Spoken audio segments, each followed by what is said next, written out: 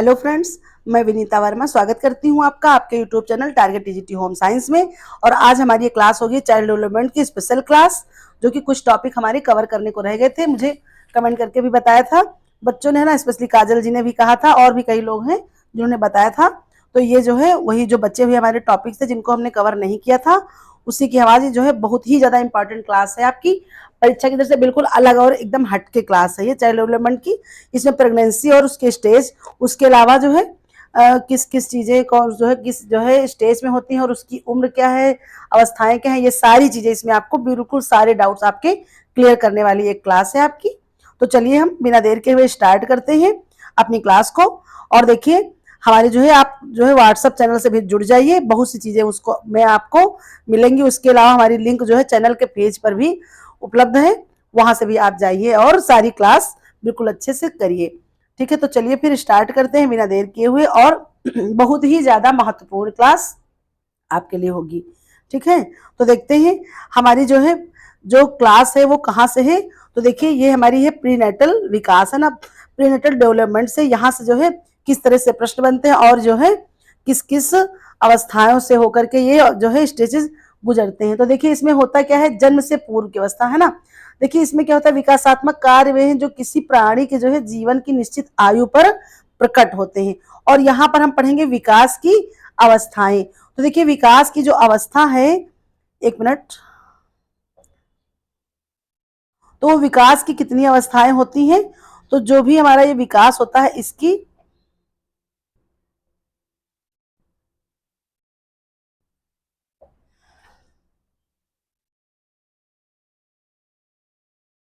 एक मिनट, इसकी हमारी दो अवस्थाएं हैं। और ये इसमें कौन कौन सी होती है, तो जन्म से पूर्व की अवस्था एक होती है,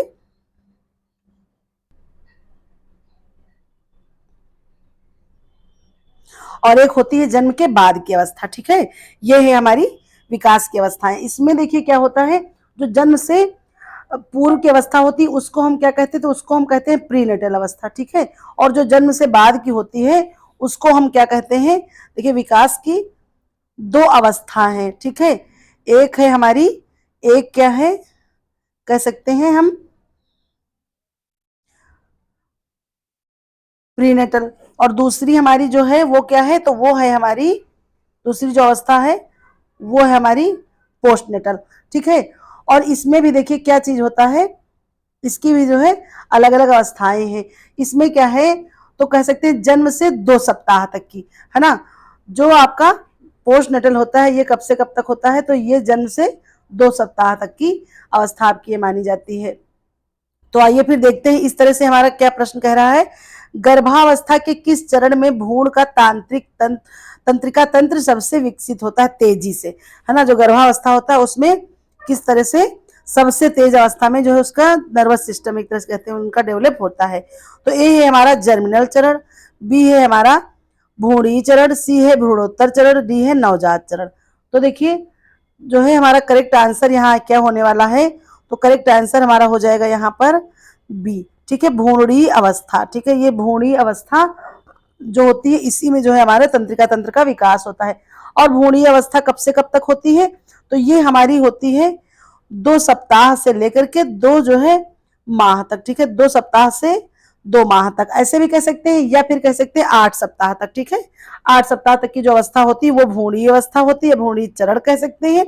उसी में क्या होता है, तो उसी में हमारे जो तंत्रिका तंत्र का उसका विकास बहुत ही तेज गति से होता है। इसी को हम क्या कहते हैं, तो इसी को हम इम्ब्रायो पीरियड भी कहते हैं। ठीक है, इसी को क्या कहते हैं हम, तो इम्ब्रायो पीरियड, ठीक है, कहते हैं। और ये जो है हमारी जो है बहुत ही ज्यादा महत्वपूर्ण होती है किसके लिए, नर्वस सिस्टम डेवलपमेंट के लिए। फिर चलिए देखते हैं अगला क्वेश्चन। अगला क्वेश्चन हमारा क्या कह रहा है, गर्भधारण के कितने सप्ताह बाद भ्रूण का हृदय धड़कना शुरू कर देता है। ठीक है, मतलब गर्भ जो धारण होता है तो कितने सप्ताह बाद जो भ्रूण है उसका हृदय धड़कना शुरू करता है। ए है 2 सप्ताह, बी है 4 सप्ताह, फिर हमारा अगला ऑप्शन है 6 सप्ताह, फिर है 8 सप्ताह। तो देखिए यहाँ पर हमारा करेक्ट आंसर क्या होने वाला है, 4 सप्ताह। ठीक है, यानी कि 4 सप्ताह में जो है हमारा जो हृदय है वो धड़कना प्रारंभ करता है। और जो 4 सप्ताह की जो अवस्था होती है ये किस में होती है, तो ये हमारी कह सकते हैं एक तरह से भ्रूणावस्था में होती है। ठीक है, भ्रूणावस्था में ये होती है। तो यानी कि क्योंकि 4 सप्ताह में कितने, देखिए 1 माह होगा और 2 सप्ताह से 2 माह तक की अवस्था होती है आपकी जो है एम्ब्रायो पीरियड की, और उसी में जो है क्या होता है, तो उसी में जो भ्रूण है उसका हृदय धड़कना प्रारंभ करता है। तो आप सब तरह से समझ लीजिए, तो आंसर आपका गलत नहीं होगा। चाहे आप 4 सप्ताह कह लीजिए, चाहे आप 1 माह कह लीजिए, चाहे फिर आप भ्रूणावस्था कह लीजिए या एम्ब्रायो पीरियड कह लीजिए, इसी में जो है आपका जो गर्भस्थ शिशु है उसके जो हृदय की धड़कन है प्रारंभ होती है। फिर देखिए नेक्स्ट क्वेश्चन हमारा क्या है, नेक्स्ट है टेराटोजोन्स का भ्रूण पर सबसे अधिक प्रभाव किस तिमाही में पड़ता है। ठीक है, देखिए सबसे पहले बताया था हमने, अभी जो हमने क्लासें आगे की उसमें बताया था कि 3 जो ट्राइमेस्टर होते हैं, इस तरह से कह लीजिए, या जो है 3 आपकी तिमाही होती है। पहली कितनी होती है, तो पहली होती है 0 से 3 माह तक, दूसरी होती है 3 से 6 माह तक, तीसरी होती है 6 से 9 माह तक। ठीक है, उसके बाद जो है प्रसव के बाद तो आपका जो है स्टेजेस चलते हैं। तो इसमें क्या होता है, पूछा गया है टेराटोजोन्स, ठीक है, का भ्रूण पर सबसे अधिक प्रभाव, तो वो कब पड़ता है आपका, तो हमारा यहाँ पर करेक्ट आंसर क्या हो जाएगा, करेक्ट आंसर होने वाला है हमारा ए। ठीक है, पहली तिमाही, पहली तिमाही में टेराटोजोन्स का बहुत ही ज्यादा भ्रूण पर प्रभाव पड़ता है, ऐसे भी कह सकते हैं, या फिर इस तरह से 0 से 3 माह ये होता है, 3 माह तक की अवस्था जो होती है उसमें। ठीक है, चलिए फिर देखते हैं नेक्स्ट क्वेश्चन।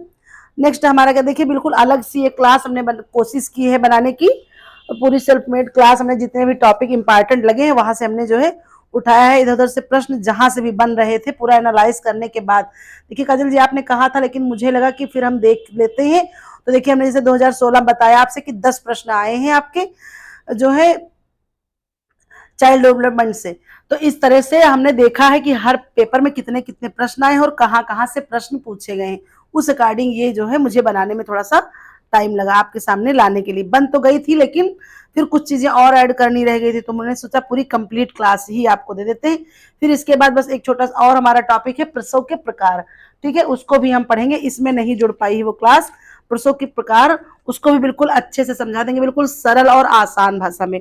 ठीक है, तो चलिए नेक्स्ट क्वेश्चन देखते हैं, एक मिनट सॉरी, क्या है हमारा, प्रारंभिक भ्रूणीय विकास में किस अंग का निर्माण सबसे पहले होता है।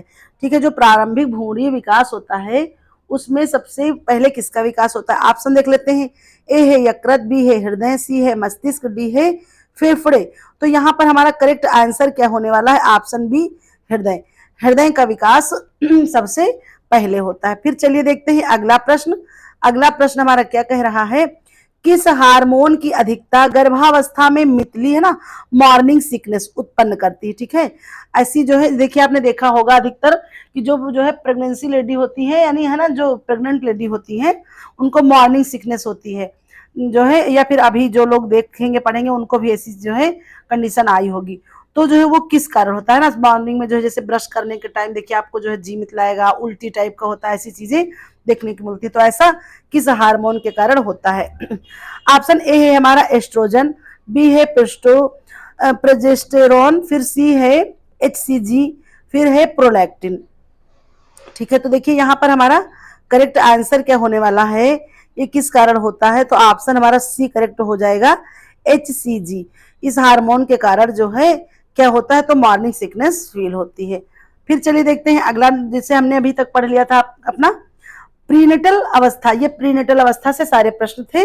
इसके बाद देखिए हम अगली क्या पढ़ेंगे, पोस्टनेटल। ठीक है, पोस्टनेटल डेवलपमेंट और नवजात अवस्था है ना, नियोनेट स्टेज भी इसको कहते हैं, नियोनेट है ना। पार्ट्यूनेट वो होती है कौन सी, तो वो होती है हमारी पहली वाली पार्ट्यूनेट, और जो ये बाद की होती है प्रसव के ये कहलाती है नियोनेट। देखिए इस तरह से भी चीजें आप समझते हुए चलेंगे। ठीक है, तो देखिए इसको देख लेते हैं ये कि क्या क्या चीजें यहाँ से हमको पढ़नी है। तो देखिए क्या है प्रसव के बाद की अवस्था में, देखिए प्रश्न क्या है, नवजात शिशु का औसत वजन सामान्यतः कितना होता है। वेरी मोस्ट इंपॉर्टेंट क्लास है आपका। ठीक है, प्रश्न है आपका कि नवजात शिशु का वजन औसतन कितना होता है, और ये हमने कई बार पढ़ाया है, वैसे आपको 50 डे सीरीज में भी कई बार बताया है, किलोग्राम में भी पाउंड में भी है ना। तो ये देखते हैं, ऑप्शन ए है 1.5 से 2 kg। ठीक है, 2 किलोग्राम तक का, फिर है 2.5 से 3.5 किलोग्राम तक का, ठीक है, ऐसे भी समझ लीजिए केजी। फिर है 3.5 से 4.5 केजी तक। फिर डी है हमारा 4.5 से 5.5 केजी तक। तो देखिए जो नवजात शिशु होता है उसका वजन जो है सामान्यतः कितना होता है, तो वो होता है, हमारा करेक्ट आंसर हो जाएगा ऑप्शन बी 2.5 से 3.5 केजी तक का, ये आपका जो है वजन होता है, ठीक है, औसत जो है नवजात शिशु का वजन। फिर चलिए अगला देख लेते हैं। अगला प्रश्न हमारा क्या है, नवजात में मरोड़, है ना, रिफ्लेक्स को क्या कहा जाता है, तो आइए देखते हैं। नवजात में मरोड़, है ना, स्टार्टल जो है क्या होता है, ये रिफ्लेक्स को क्या कहते हैं, तो आइए देख लेते हैं क्या होता है। ए है ग्रास्पिंग रिफ्लेक्स, बी है मोरो रिफ्लेक्स, सी है बेबांस्की जो है रिफ्लेक्स, डी है सॉकिंग रिफ्लेक्स। तो देखिए यहाँ पर भी हमारा करेक्ट आंसर क्या हो जाएगा, तो करेक्ट आंसर हमारा हो जाएगा ऑप्शन बी मोरो रिफ्लेक्स, ठीक है। ये क्या कहलाता है, तो ये जो है नवजात में मरोड़ या स्टार्टल जो है रिफ्लेक्स को जो है इसी को कहते हैं, मोरो रिफ्लेक्स को, ठीक है। उसके अलावा आप जानते हैं इसमें की, तो ये चीज हमारी जो है हो गई। और देखिए इसके अलावा ये इनको समझ लेते हैं, हमारा मोरो रिफ्लेक्स जो हो क्या कहलाता है, तो वही जो है मरोड़ रिफ्लेक्स, है ना, स्टार्टल रिफ्लेक्स कहलाता है। उसके अलावा देखिए ग्रास्पिंग जो रिफ्लेक्स है इसको क्या कहते हैं, तो इसको भी देखिए जैसे क्या होता है, तो जो है जो बच्चा होता है वो माँ से क्या करता है, तो माँ से जो है चिपका रहता है, ठीक है, वो उसके जो है सीने से कह सकते हैं चिपका हुआ रहता है, यही होता है ग्रास्पिंग रिफ्लेक्स, ठीक है। उसके अलावा देखिए एक है मोरो रिफ्लेक्स। जो मोरो रिफ्लेक्स है उसमें क्या होता है, जो बच्चा होता है वो क्या करता है, तो वो सडनली क्या करता है, वो चौंक जाता है, कोई अचानक से तेज या फिर ऐसे आप मतलब झप्पी कर टाइप का कर दीजिए, तो वो क्या करता है, वो चौंकता है, ये क्या कहलाता है, तो ये आपका मोरो रिफ्लेक्स कहलाता है। उसके अलावा जो ये बेबांस्की रिफ्लेक्स होता है ये हमारा क्या कहलाता है, तो देखिए कभी नहीं, छोटा जो शिशु है या छोटा बच्चा कह सकते हैं, उसके आप जो तलवा, ठीक है, उसका तलवे को छुइए, ऐसे उंगली जो है उंगली से ऐसे करके ऊपर से नीचे नीचे करिए, तो देखिए वो जो है अपनी क्या करता है, उंगलियां फैलाता है ऐसे करके, वो अचानक से जो है उसके अंदर थोड़ा अजीब सा होने लगता है, वही क्या कहलाता है, वो हमारा शिशु जो तलवा को छुइए, है ना, को छूने से जो ऐसी चीजें आती हैं वो क्या कहलाती है, वो हमारी बेबांस्की रिफ्लेक्स कहलाती है, ठीक है। उस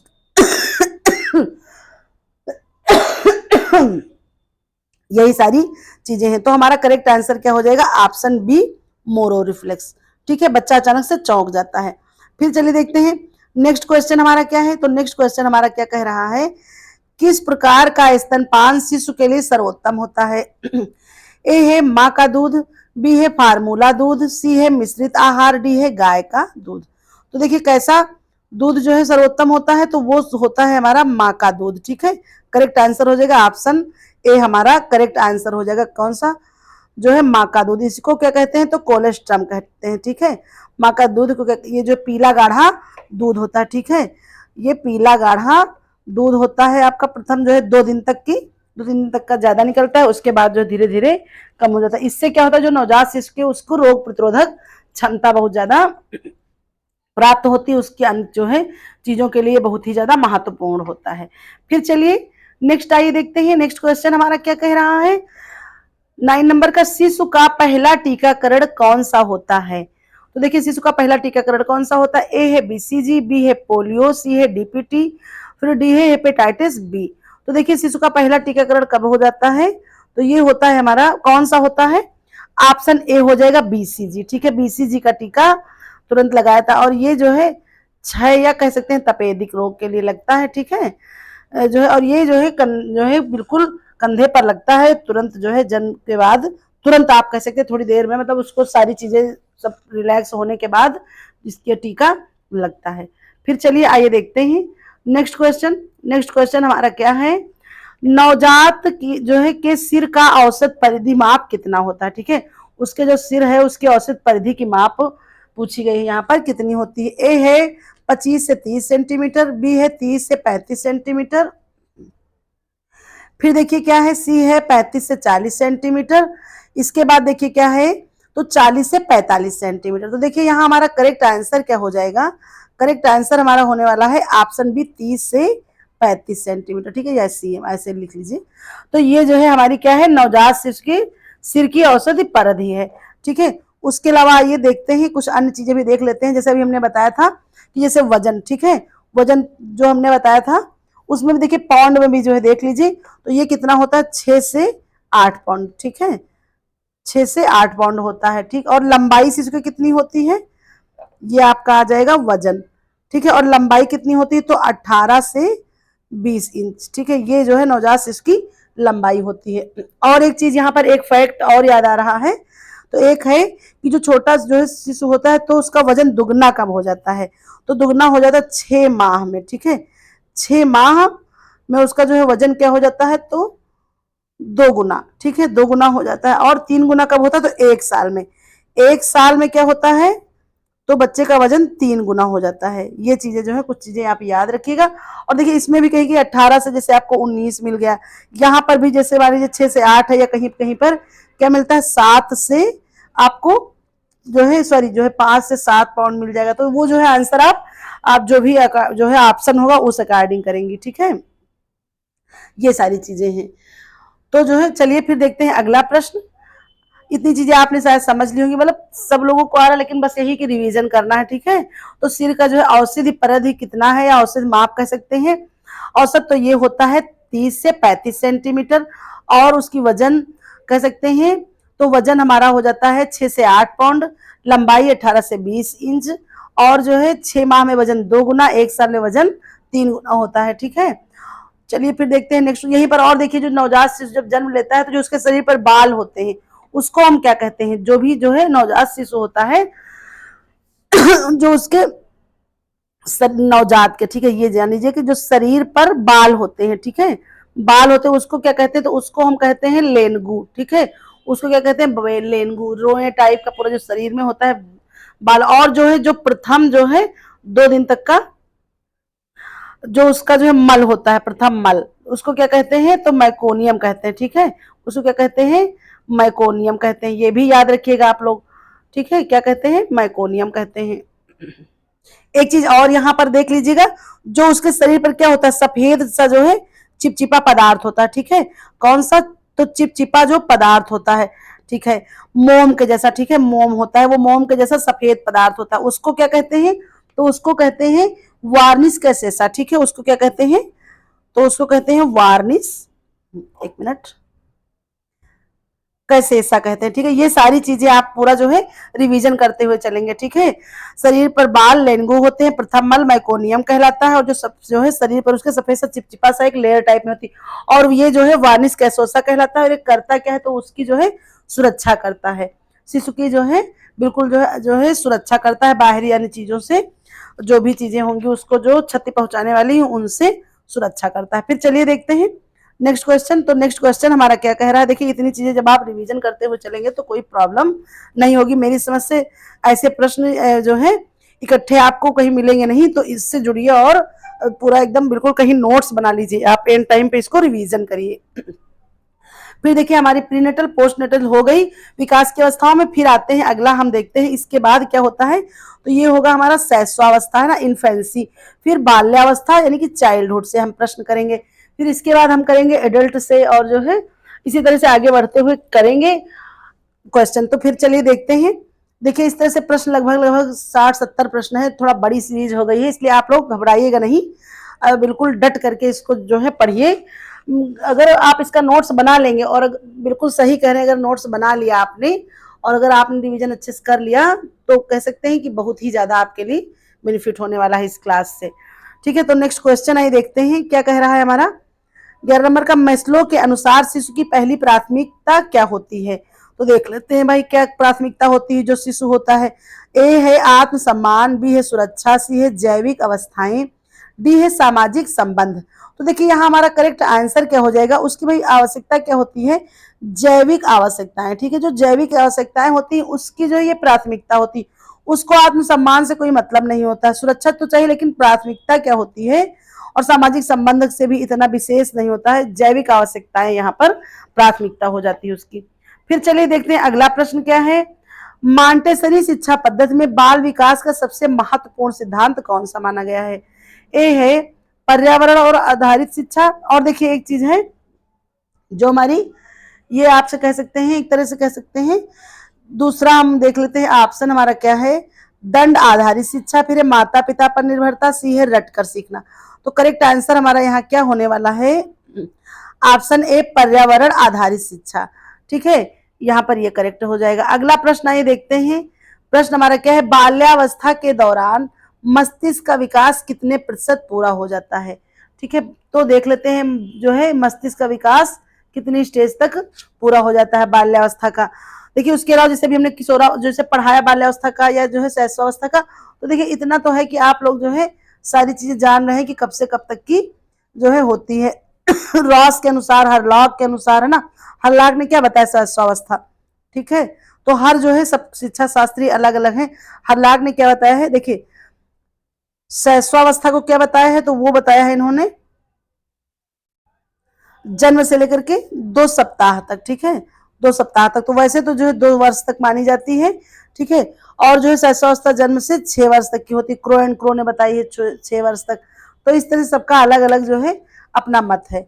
ठीक है, और फिर इसके बाद देखिए बाल्यावस्था कब से कब तक बताई है, तो बाल्यावस्था आप कह सकते हैं, देखिए 1 मिनट, बाल्यावस्था कब से कब तक है, तो वो देखिए 2 से जो है 5 वर्ष, और वैसे तो जो है 3 से 6 वर्ष। तो इस तरह से सब अलग अलग प्रांतियां हैं, ये जो है आप ध्यान रखिए। तो आप जैसा आपका ऑप्शन होगा उस अकॉर्डिंग आप आंसर करेंगे। ठीक है, चलिए फिर, हाँ तो फिर देख लेते हैं यहाँ पर प्रश्न क्या कह रहा है कि मस्तिष्क का विकास कितने प्रतिशत पूरा हो जाता है। तो ऑप्शन हमारा ए है 50%। ठीक है, बाल्यावस्था के दौरान की बात हो रही है, तो यानी कि 5 से 6 वर्ष तक का कितना विकास होता है, फिर है 70%, फिर है 90%, फिर है डी 100%। तो यहाँ पर देखिए हमारा करेक्ट आंसर क्या होने वाला, ऑप्शन सी 90%। बाल्यावस्था के दौरान मस्तिष्क का विकास लगभग लगभग 90% तक की हो जाता है। ठीक है, फिर चलिए देखते हैं एडल्ट जो है से क्वेश्चन, है ना, एडोलसेंस जो है, एडोलसेंस से क्वेश्चन या किशोरावस्था से कह सकते हैं। ठीक है, ये क्या से कब तक हो जाएगी, 12 से सॉरी 12 से हमारी 18 वर्ष तक की। प्रश्न देख लेते हैं, किशोरावस्था का आरंभ सामान्यतः किस आयु से होता है। देखिए प्रश्न ही वही है, ए है हमारा 8 से 12, फिर है 10 से 12 ऑप्शन, फिर है हमारा 12 से 14, फिर है 14 से 16। तो देखिए हमारा करेक्ट आंसर क्या हो जाएगा, ऑप्शन यहाँ जिस तरह से ये है तो ऑप्शन भी 10 से 12 वर्ष कहलाती है, और जो है इसी में क्या होता है, तो टीन एज इसी को कहते हैं। ठीक है, टीन एज।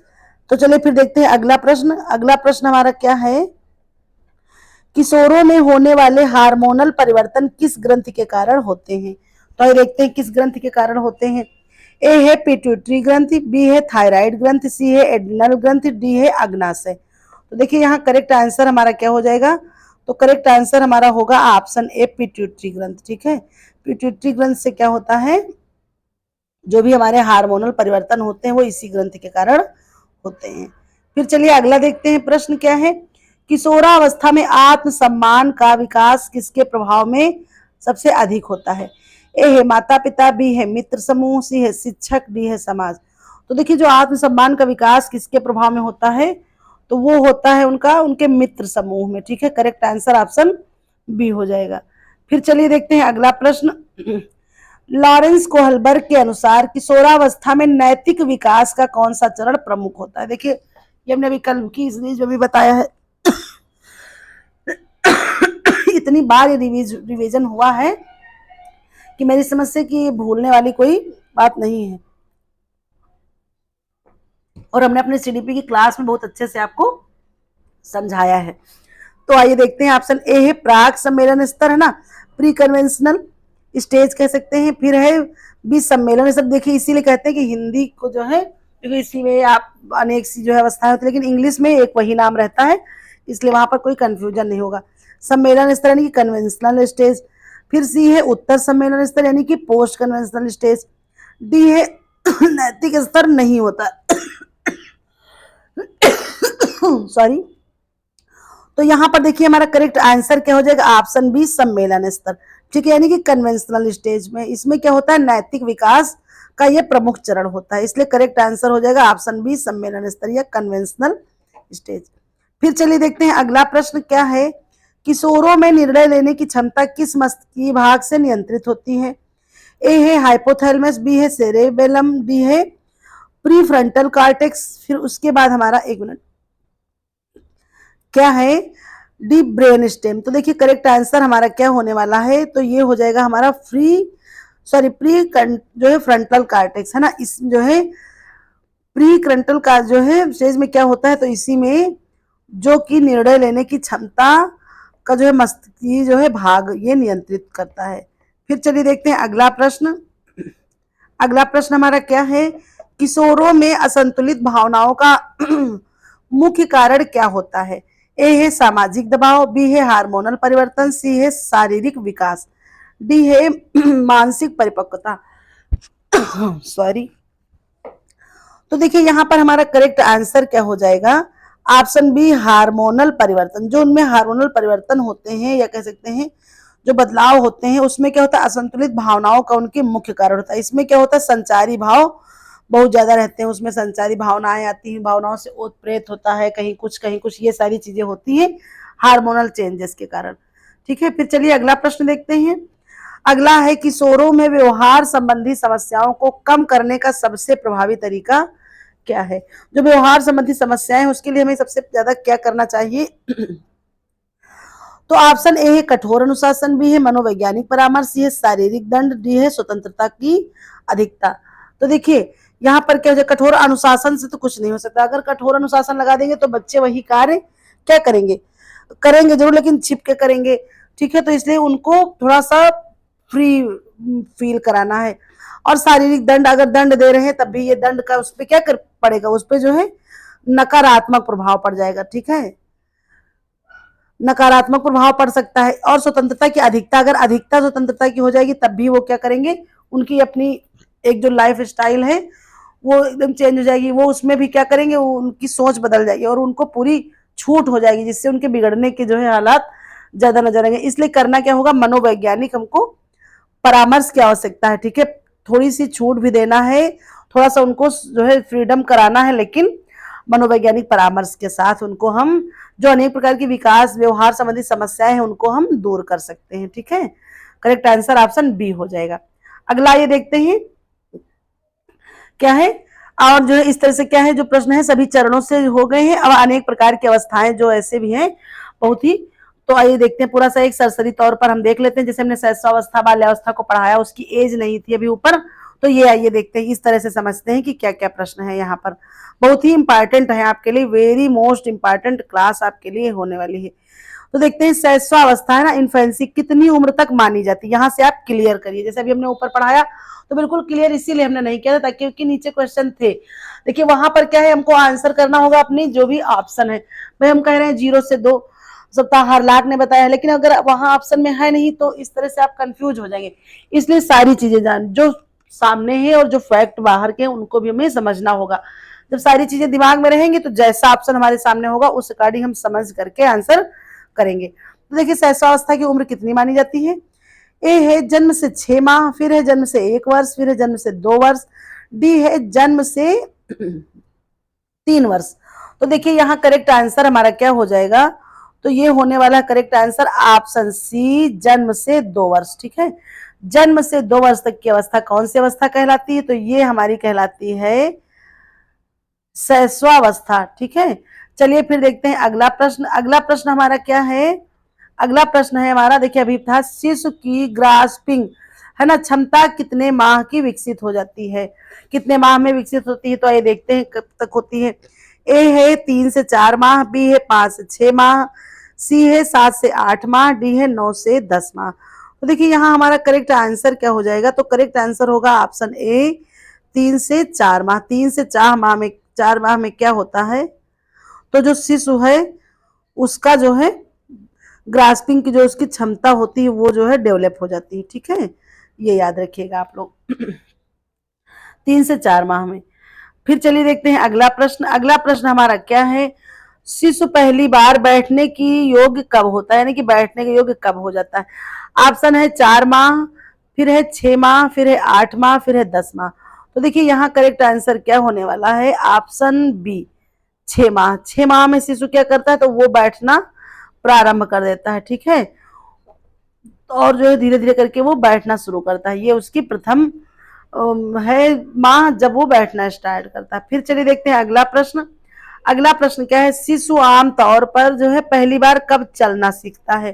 देखिए ये भी थोड़ा बहुत ये है कि बिल्कुल एकदम एग्जिट नहीं, जैसे कोई बच्चा थोड़ा सा जल्दी, कोई बच्चा थोड़ा सा, लेकिन एक एवरेज जो होता है, ठीक है, वहां पर उसकी बात की गई। ए है 6 से 8 माह, बी है 9 से 12 माह, फिर सी है 12 से 15 माह, डी है 15 से 18 माह। तो देखिए यहाँ हमारा करेक्ट आंसर क्या हो जाएगा, ऑप्शन सी 12 से 15 माह। ठीक है, इसमें आमतौर पर बालक क्या करता है, तो पहली बार जो है वो चलना सीखता है। ठीक है, वो स्टार्ट से किसी चीज को जो है पकड़ करके वो चलता है, धीरे धीरे करके चलता रहता है, लेकिन पहली बार वो चलना यहाँ से इस स्टेज से सीखता है। ठीक है बच्चा, ठीक है, ये जो है उम्र है कौन सी, 12 से 15 माह की। ठीक, चलिए फिर देखते हैं नेक्स्ट क्वेश्चन। या कह सकते हैं 1 से 1.5 साल के माह भी, ठीक है, ये भी हो सकता है यहाँ पर। तो अगला प्रश्न हमारा क्या कह रहा है, किस अवस्था में बच्चा अजनबी भय, है ना, स्ट्रेंजर एनेक्सिटी से जो है अनुभव करता है। तो ये भी देख लेते हैं कि स्ट्रेंजर एनेक्सिटी वो कब जो है फील करता है, अजनबी भय अचानक से। तो ये भी देखते हैं, क्योंकि बहुत ज्यादा छोटा बच्चा होता है तो उसको इतनी समझ नहीं होती है। तो यहाँ पर देखिए ये इंपॉर्टेंट प्रश्न है। ठीक है, 3 माह, 6 माह, फिर है 8 से 9 माह, फिर है 12 से 15 माह। तो यहाँ पर देखिए हमारा करेक्ट आंसर क्या हो जाएगा, ऑप्शन सी 8 से 9 माह। 8 से 9 माह में क्या करता है, तो वो जो है उसके अंदर अजनबी भय हो जाता है। ठीक है, वो जो है अजनबी लोगों से डरता, क्योंकि वो उनको पहचानना शुरू कर देता, सब लोगों को जानता रहता, तो अजनबियों से वो देखिए छोटा बच्चा होता है, जो अजनबी होता है उसको बुलाने पर उसकी गोदी में वो नहीं जाता। जब बहुत ज्यादा छोटा बच्चा है तो वो चला जाता है, कोई भी ले ले। फिर देखिए अगला हमारा प्रश्न है, कहाँ से टॉपिक भी देख लेते हैं और प्रश्न देखते हैं। फिर बाल्यावस्था है ना, चाइल्डहुड और मध्य बाल्यावस्था, मिडिल चाइल्डहुड, इनसे जो है इन टॉपिक से हमारे जो प्रश्न है, आइए उनको हम कवर करते हैं। बहुत ही इंपॉर्टेंट प्रश्न है, और सारी स्टेज, सारी जितनी भी चीजें हो सकती थी हमने सारी चीजें यहाँ पर इंक्लूड करी हैं। चलिए फिर देखते हैं प्रश्न हमारा क्या है। प्रश्न है, बाल्यावस्था सामान्यतः कितनी उम्र तक मानी जाती है। ठीक है, बाल्यावस्था कब से कब तक मानी जाती है, ये देखते हैं। 2 से 6 वर्ष, 3 से 7 वर्ष, फिर है 6 से 12 वर्ष, फिर है 3 से 12 वर्ष। तो यहाँ पर देखिए हमारा करेक्ट आंसर क्या हो जाएगा, ऑप्शन सी 6 से 12 वर्ष। ये क्या होती है, तो ये हमारी बाल्यावस्था की जो है उम्र मानी जाती है। इसी को क्या कहते हैं, तो समूह। ठीक है, समूह अवस्था, इसी को खेल की अवस्था, इसी को गैंग, गैंग आ ही गया, ये सारी अवस्थाएं यही हैं याद रखिएगा। फिर चलिए अगला देखते हैं। अगला प्रश्न हमारा क्या है, कौन सा विकासात्मक चरण स्वर्ण युग, ठीक है, गोल्डन एज के नाम से जाना जाता है, सुनहरा काल, स्वर्णिम युग, ऐसे करके भी समझ सकते हैं। तो ऑप्शन ए है नवजात अवस्था, फिर है शैशवावस्था, फिर है बाल्यावस्था, फिर है किशोरावस्था। तो देखिए यहाँ पर स्वर्णिम युग कह सकते हैं, गोल्डन एज कब जो है विकासात्मक चरण में कौन सी मानी जाती है, तो वो मानी जाती है हमारी ऑप्शन सी बाल्यावस्था को। ठीक है, बाल्यावस्था को ही गोल्डन एज के नाम से जाना जाता है। और यही क्या होती है, गंदी आयु भी कह सकते हैं, तो गंदी आयु, खेल की आयु, समूह की आयु, अनेक प्रकार की चीजें जो है ये इसी युग में होती है, या कह सकते हैं इसी एज में होती है। फिर आइए अगला प्रश्न देखते हैं। अगला प्रश्न क्या है, बालक का भाषा विकास सर्वाधिक तेजी से किस उम्र में होता है। तो ये भी देखते हैं कि बालक का भाषा विकास किस उम्र में होता है। देखिए ये बहुत इंपॉर्टेंट प्रश्न है, जो भी शुरू से आखिर तक देखेगा तो उसको हर चीजें मिलेंगी, लेकिन अगर थोड़ा सा क्लास छोड़ के देख लेंगे आप तो आपको कहीं ना कहीं बहुत सी चीजें इंपॉर्टेंट छूट जाएंगी। तो मेरा मानना तो यही कि सारी क्लास आप देखिए। थोड़ा बड़ी क्लास है, आपको बोरिंग लग सकती है, लेकिन बहुत सारी इंपॉर्टेंट चीजें हैं इसमें। तो देखते हैं 1 से 3 वर्ष, फिर है 3 से 6 वर्ष, फिर है 6 से 9 वर्ष, फिर है 9 से 12 वर्ष, बालक का भाषा विकास सर्वाधिक तेजी से। तो ये देखिए यहाँ पर करेक्ट आंसर हो जाएगा 3 से 6 वर्ष। 3 से 6 वर्ष में विकास जो है क्या होता है, बहुत ही तेजी से होता है। फिर देखिए अगला प्रश्न है हमारा, क्या कह रहा है, बालकों में तार्किक विचार, है ना, लॉजिकल थिंकिंग किस उम्र में विकसित होने लगती है। ठीक है, जो बच्चा है उसके अंदर लॉजिकल चीजें है ना, वो जो लॉजिक से कोई चीज करना, ये सारी चीजें उसके अंदर कब डेवलप होता है। तो ऑप्शन देख लेते हैं। ए है 2 से 4 वर्ष, फिर है 5 से 7 वर्ष, फिर है 7 से 11 वर्ष, फिर है 11 से 15 वर्ष। तो यहाँ पर देखिए हमारा करेक्ट आंसर क्या हो जाएगा, करेक्ट आंसर हो जाएगा ऑप्शन सी 7 से 11 वर्ष। ठीक है, ये हमारा आंसर 7 से 11 वर्ष में क्या करता है, और यही आपकी कौन सी है, तो ये आपकी बाल्यावस्था के अंतर्गत ही आती भी है, और इसी को लॉजिकल थिंकिंग पीरियड भी कहते हैं। इसमें बच्चा लॉजिकल चीजें, तार्किक चीजें और अनेक सी चीजें वो सोचने और समझने के अंदर उसके डेवलप होने लगती हैं चीजें। फिर चलिए देखते हैं अगला प्रश्न। एक मिनट एक मिनट एक मिनट। अगला प्रश्न है खेल की उम्र। ठीक है, सॉरी एक मिनट। खेल की उम्र है ना, एज ऑफ प्ले या प्ले ग्रुप, इस तरह से किस आयु वर्ग को कहा जाता है। तो आइए देखते हैं। पहला है ऑप्शन हमारा 2 से 4 वर्ष। ठीक है, खेल की उम्र। फिर हमारा अगले ऑप्शन है, आइए देखते हैं क्या है ऑप्शन। 3 से 6 वर्ष, फिर है 6 से 12 वर्ष, फिर है 12 से 18 वर्ष। तो देखिए खेल की आयु, ठीक है, किसको कहते हैं, तो ये हो जाएगी हमारी 6 से 12 वर्ष। ठीक है,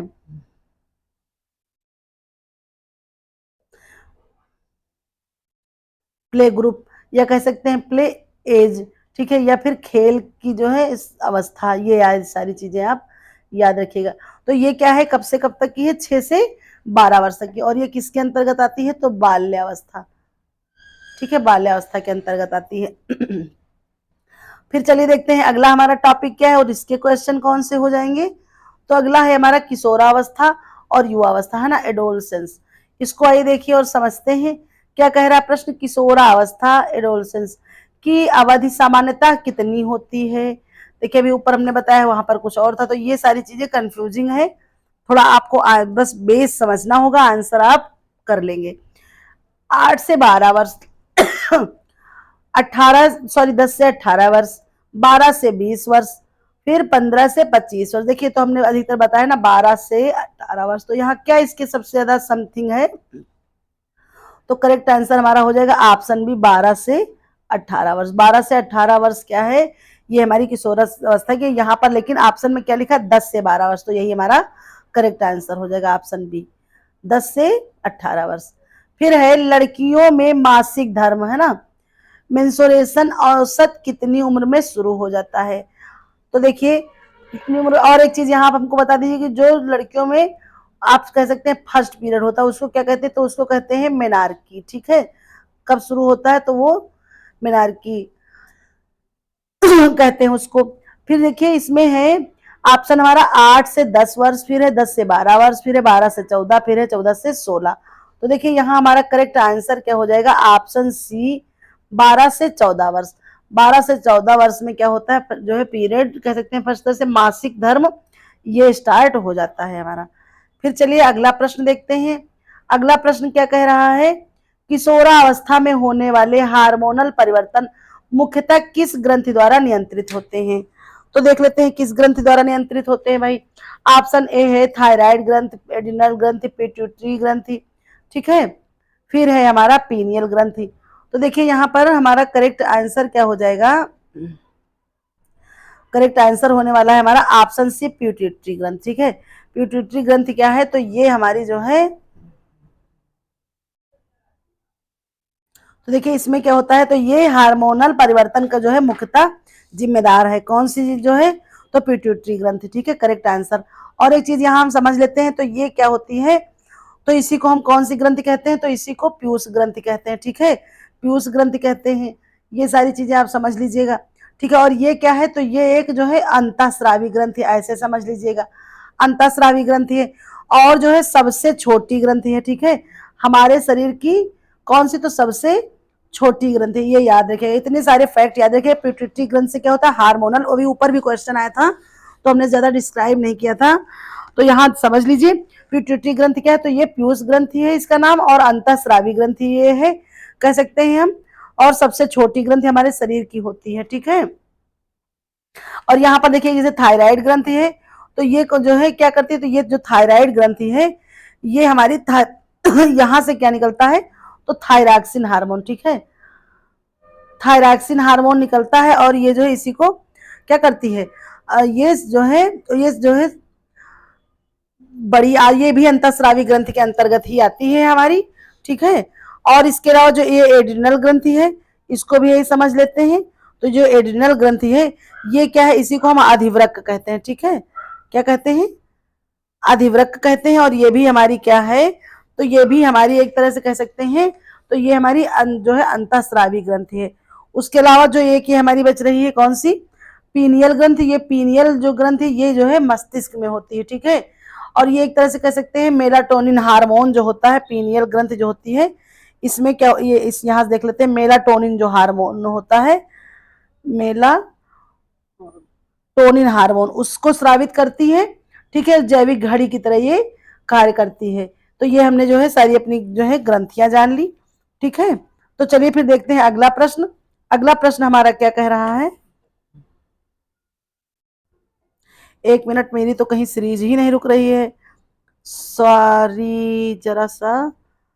आज क्वेश्चन बहुत ज्यादा है, बहुत लंबी क्लास आपकी होने वाली है। मुझे लगता है यहीं पर कहीं इसको हम एंड कर दें अपनी क्लास, फिर पढ़ाएंगे अपने अगले। हमें लग रहा है कि पूरी हो जाए। आप लोग थोड़ा प्रेयर करिए कि शायद मेरी ये क्लास आज जो है कंप्लीट हो जाए, या मुझे तो लगता है कि ये क्लास अब जो है कंप्लीट नहीं होने वाली है। ठीक है, एक मिनट एक मिनट,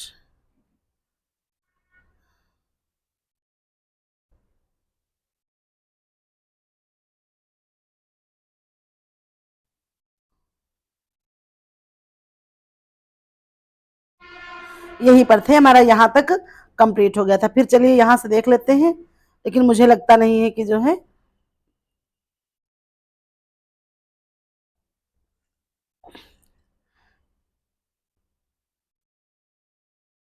चलिए अच्छा पढ़ लेते हैं दो प्रश्न और, फिर आगे जो है अगला हम करेंगे अगली क्लास में। ठीक है, बहुत बड़ी क्लास हो रही है आपकी। इसमें देखिए कुछ स्टेजेस हैं प्रेगनेंसी के, और बाकी जो नीचे के हैं वो प्रश्न हम अगले दिन कर लेंगे।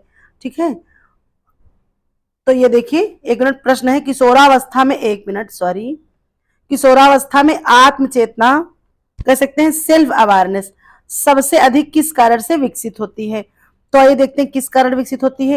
ए है हार्मोनल परिवर्तन, बी है सामाजिक तुतलाना, सी है मानसिक परिपक्वता, डी है शारीरिक विकास।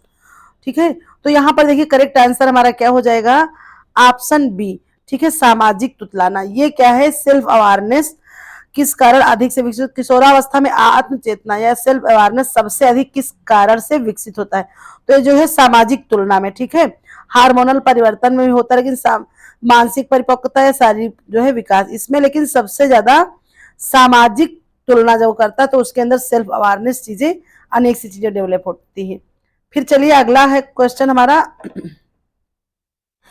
किशोरों में त्वरित निर्णय, ठीक है, लेने की प्रवृत्ति का मुख्य कारण क्या है। तो देख लेते हैं क्या है। ए है एम्गडाला की सक्रियता, बी है प्रीफ्रंटल कॉर्टेक्स का विकास, सी है सामाजिक दबाव, डी है हार्मोनल प्रभाव।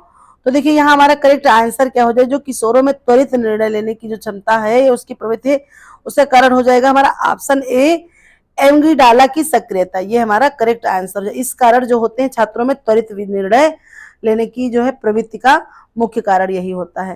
फिर देखिए यहाँ से जो है हम आगे कंटिन्यू करेंगे अपनी नेक्स्ट वीडियो में। ठीक है, तो चलिए फिर यहीं तक हम, आज हमारी क्लास थी, बहुत ज्यादा प्रश्न हो गए हैं। देखिए बहुत ज्यादा अगर पढ़ लेंगे तो आप लोगों के भी सर से गुजरने लगेगा, मुझे लग रहा है, तो ये समस्या हो जाएगी।